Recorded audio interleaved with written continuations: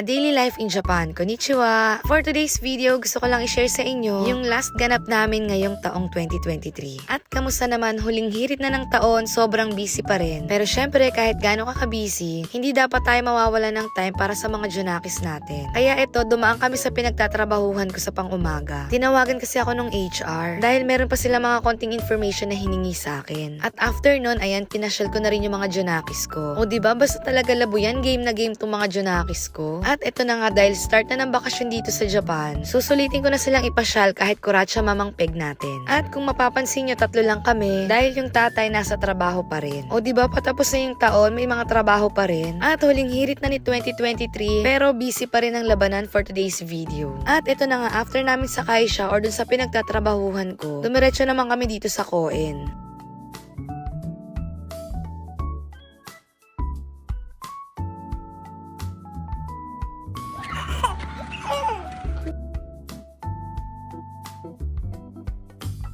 O diba, napakabilis ng panahon. Parang last year lang nanganak lang ako. Pero ngayon may hinahabol na ako. At ayan, ganyan lang ganap naming mag-iina. Ipapasyal ko lang sila sa Koen, masaya na sila. Sobrang sinusulit ko na talaga tong mga moment na to. Dahil bukas makalawa, hindi ko mamamalayan. Malalaki na sila. At kaya rin ako nahilig gumawa ng mga video clips. Para at least hindi man nila maalala, makikita nila to in the future kung ano yung mga ginagawa namin.